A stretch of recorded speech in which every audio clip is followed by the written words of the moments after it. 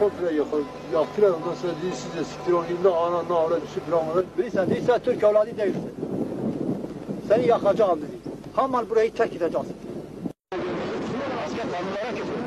Siz şimdi nereye gideceksiniz? Ben dedim ki, bana dedi sen azalsın, ama buraya gel. Üç gün sonra diye burayı terk edeceksin. O tane diye bana müsaade edin. Asker gelmiş sana azal mısın? Öyle bizi dövdüler, öyle bizi dövdüler ki. Allah!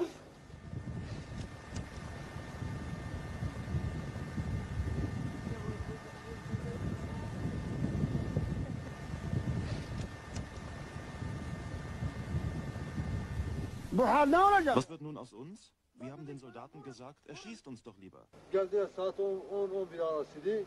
Geldiler dediler çıkın biz yakacağız. Zaten kendini kurtardı. Diğer zaten getire. Ondan sonra onlar aldılar ateşi yaktılar. Ne para ne mal ne hiç kimse hiçbir şeysini kurtaramadı. Ne hatamız var? Ya konuşma. Ama öyle dedim. Şimdi bir başka asıbadı, üstelik Teymon'du, başlamıştı, bilmiyorum kimde, bana öyle dedi. Sebebi nedir? Yüzünüz nedir? Siz çıkın dışarı. Biz çıktılar, evlerinizi yaktılar. Kim yaktı? Devlet ya, hurmat yaktı. Kim yaktı? Terörist yaktı. Hurmat geldi yaktı teröristi.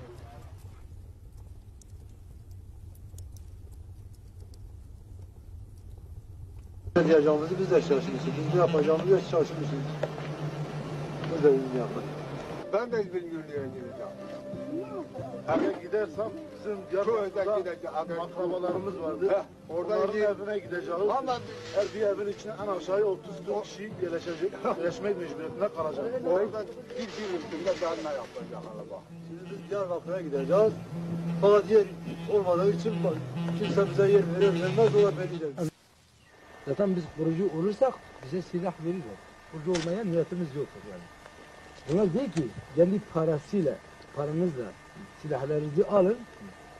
Getirin silahlarınızın mesela numaraları alak.